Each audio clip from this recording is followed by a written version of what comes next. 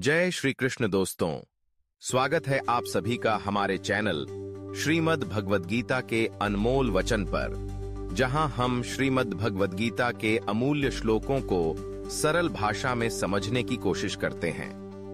आज हम अध्याय 1 के श्लोक 16 की व्याख्या करेंगे। इस श्लोक में भगवान श्री कृष्ण अर्जुन को कुरुक्षेत्र के युद्ध मैदान में महाभारत युद्ध के आरंभ में उपस्थित सभी योद्धाओं का परिचय दे रहे हैं। वे बताते हैं कि युधिष्ठिर, जो धर्म के पथ पर चलने वाले और धर्मराज कहलाते हैं, उनके पास अनंत विजय नामक शंख है। वहीं नकुल और सहदेव भी अपने शंखों के साथ युद्ध भूमि में उपस्थित हैं। नकुल के पास सुघोष और सहदेव के पास मणिपुष्पक नामक शंख हैं। इस श्लोक में श्री कृष्ण ने पांडवों की सेना के महत्वपूर्ण योद्धाओं का उल्लेख किया है। युधिष्ठिर, जो कि धर्मराज हैं और सत्य के मार्ग पर चलते हैं, उनका शंख अनंत विजय कहलाता है। अनंत का अर्थ होता है असीम और विजय का अर्थ है जीत। इससे यह संदेश मिलता है कि सत्य और धर्म की राह पर चलने वाले व्यक्ति की विजय भी अनंत होती है।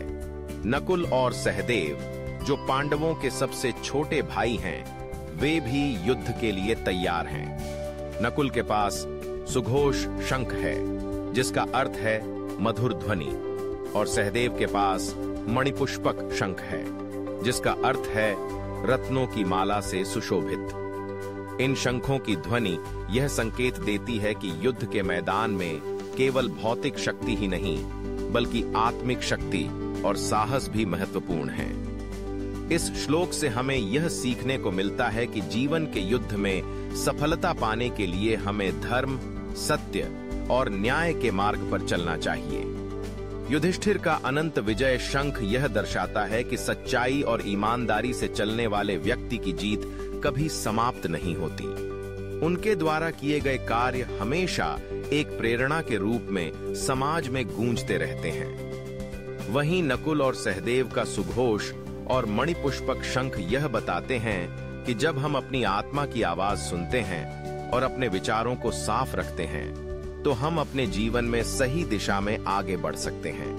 नकुल और सहदेव की उपस्थिति यह सिखाती है कि चाहे हम कितने भी छोटे हों या कितने भी कमजोर महसूस करें, अगर हमारे इरादे सही हैं और हमारा मन शांत और स्थिर है, तो हम किसी भी चुनौती का सामना कर सकते हैं। धर्मराज युधिष्ठिर के शंख अनंत विजय की तरह, यदि हम हमेशा सत्य, ईमानदारी और धर्म का पालन करते हैं, तो हमारी जीत निश्चित होती है।